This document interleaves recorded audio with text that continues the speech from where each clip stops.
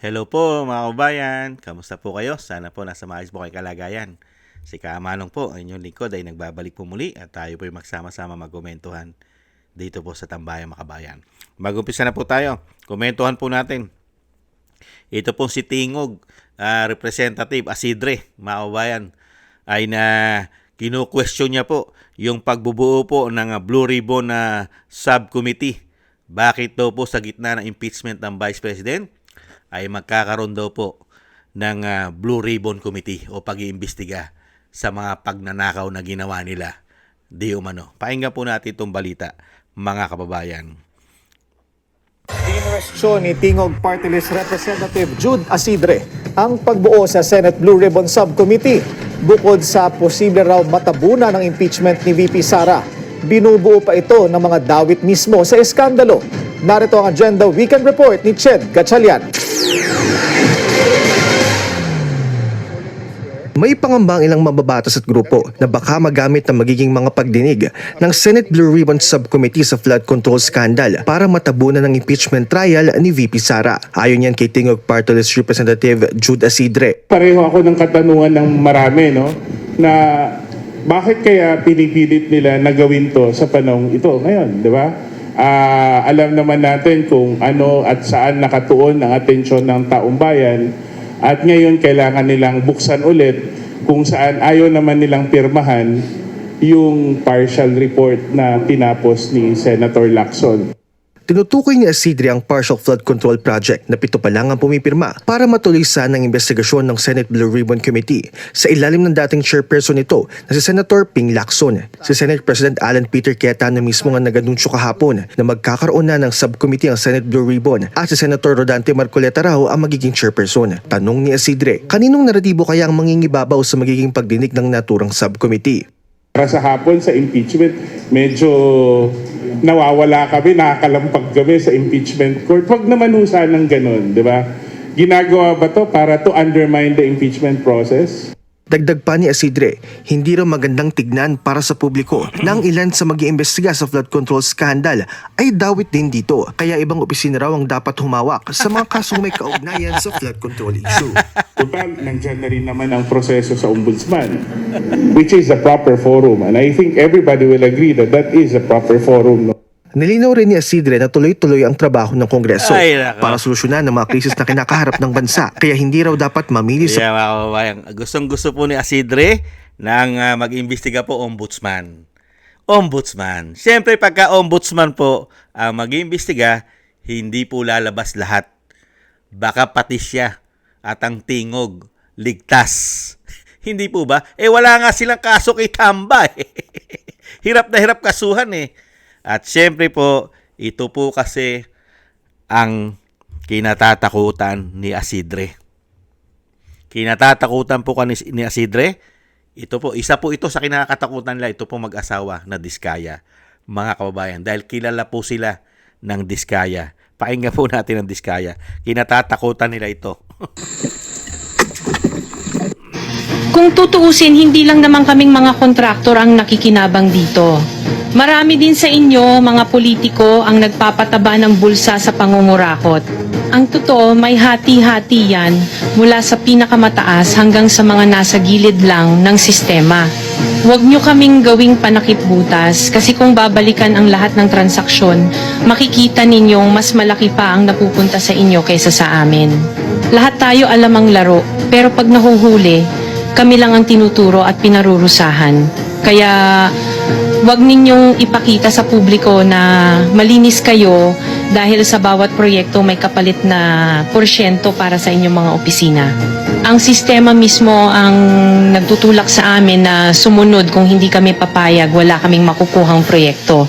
Pero sa likod niyan, kayo rin ang pinakaunang nagdidikta kung magkano ang dapat itabi para sa inyo.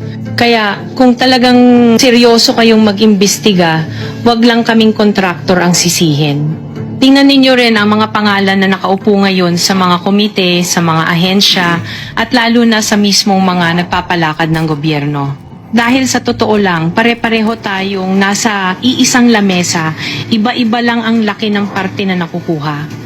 Kawawa po talaga ang mga mamamayang Pilipino kasi ninanakaw lang natin ang kaban ng bayan. Pera ng taong bayan pero tayo ang nakikinabang. Hindi ba tayo nahiya? Ang mga mahihirap mas lalong naghihirap. Kaya tama na ang pangungurakot natin. Yan, Asidre.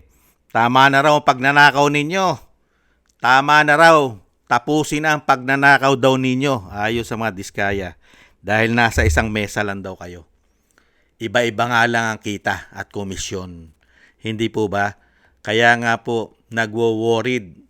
Natatakot yata si Asidre dahil po si Senator Marcoleta po at si Senadora Pia Cayetano ang mamumuno po ng Senate Blue Ribbon Committee, mga kababayan.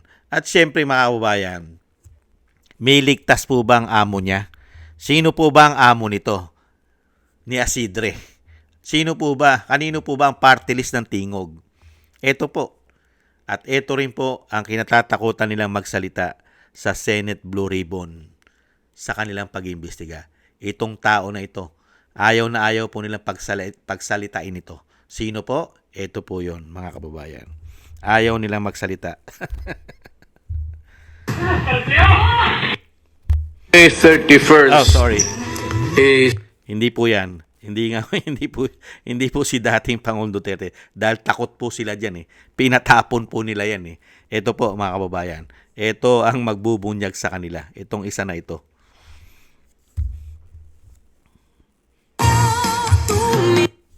Papalabasin ng administrasyon na ako ay isang terorista sa loob at labas ng Pilipinas para mailibing ako kasama ang katotohanan kahit saan man ako pumunta.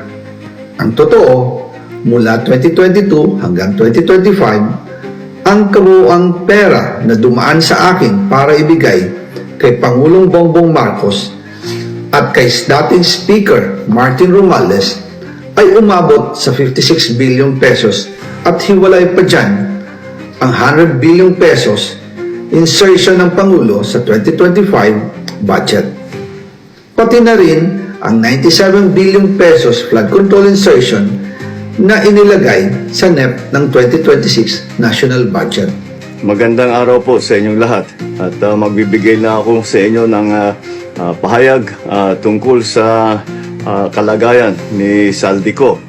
Nananatili po siya sa kustodiya ng Czech Republic at isinasagawa. Yan po mga kababayan. Wala po yan. Fake news nga yan eh. Hindi nga nahuli. Fake news. Yan po ang kinatatakutan po ni Asidre. Kasama po ang amo niya at kasama po sila sa mabubunyag di umano sa pagbubukas po ng Senate Blue Ribbon sa pag-iimbestiga ng maanumalyang flood control scandal. Hindi po ba? Dahil sana po pagsalitain po si Saldico at ang mga Marines at ang mag-asawang Diskaya kung sino-sino ang mga nangomisyon sa kanila. At matuklasan din po natin kung gaano kalaki ang naging pondo ng isang party list na Tingog kung saan po doon representative si Jude Asidre. Kaya takot na takot siya. Bakit daw po isinasabay samantalang ang gusto nila impeachment? Hindi po nila gusto investigasyon dahil sila po ang malilintikan sa investigasyon. Mas gusto nila ang impeachment. Hindi po ba? At sa impeachment, marami rin po nagkapera dyan. Hindi po ba? Isang damukal din po nagkapera sa impeachment ng Vice President. Kaya ito pong si Asidre, kinakabahan na po mga kababayan. Dahil po mapuputol na po ang kanilang mga buntot at sungay. Matatanggal na po ang mga maskara nila pag naimbestigahan po. Hindi kaya.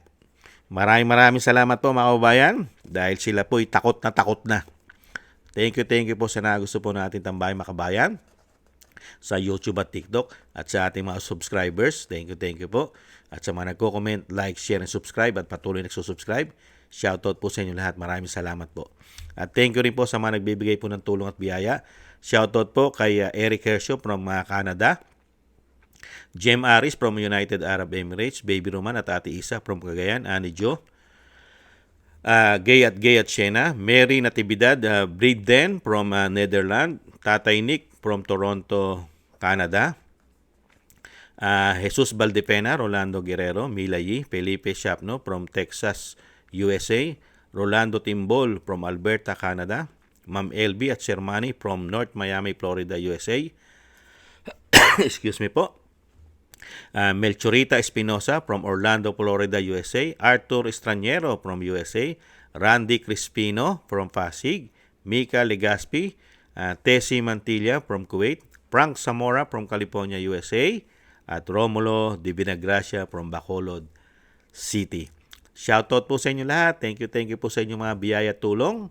At sana po maingatan po kayo, lalo-lalo po sa inyo po mga paggawa. At God bless po sa inyo lahat.